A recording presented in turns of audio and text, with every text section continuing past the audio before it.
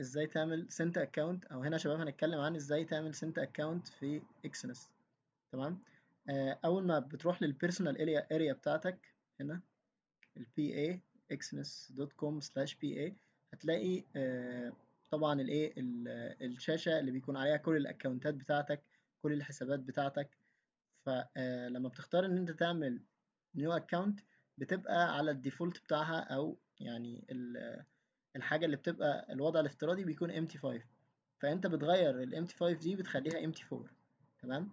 لما بتغير empty4 هتقعد يعني تسوايب رايت او تلف كده انواع الحسابات اللي موجودة لحد ما تلاقي الاكونت اللي اسمه ستاندرد سنت. تمام.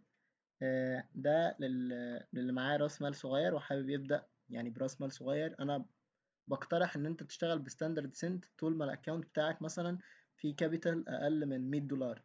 فالستاندرد سنت هيكون كويس قوي في ان انت تشتغل بيه عشان تقدر تشتغل بلوت سايز اقل من 0.01. ده اللوت سايز، اقل لوت سايز تقدر تدخل بيه في الاكونتات العاديه الستاندرد العاديه.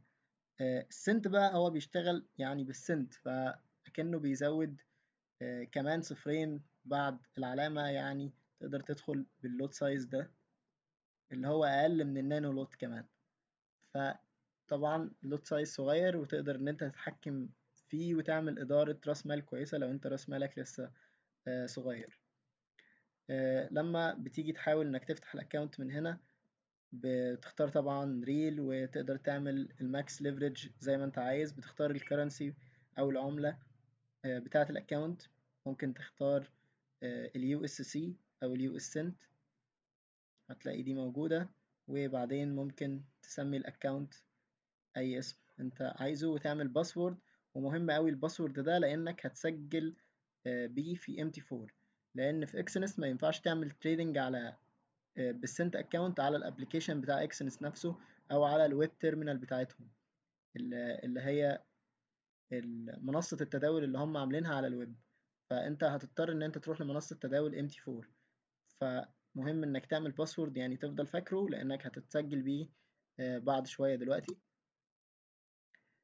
تمام. هنا بعد ما بتكريت الاكونت بيظهر لك عادي تاني في البيرسونال اريا اللي هو الاكونت ده، ومثلا في السنتات دي.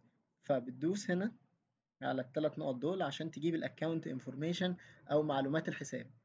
من الثلاث نقط بتوع الحساب دول هتبدأ ان انت تشوف بقى معلومات الحساب، ودي مهمة عشان لما تحمل MT4.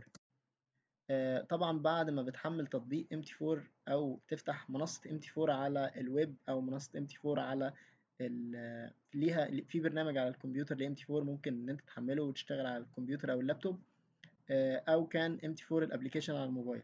هتحتاج البيانات دي عشان تسجل بيها. اول حاجة طبعا هتحتاجها هي السيرفر.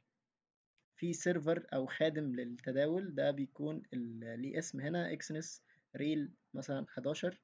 في طبعا كذا خادم او كذا سيرفر لاكسنس لوحدها، يعني كل بروكر بيبقى ليه اكتر من سيرفر. فهنا اكسنس ريل 11 ده السيرفر اللي انت هتدخله اول حاجة لما تفتح MT4. بعدها هتحتاج تعمل الحساب بتاعك او رقم الحساب. طبعا بيبقى فيه زرار هنا كده ان انت تاخد الحاجات دي كوبي على طول بدل ما تكتبها مرة تانية. فبتسجل الحساب وبعدين بتسجل الباسورد اللي هو كان موجود معاك هناك، وبكده تقدر ان انت تعمل تريدنج على MT4 من اكونت سنت، وتدخل بلوت سايز اقل لوت سايز انت ممكن تدخل بيه.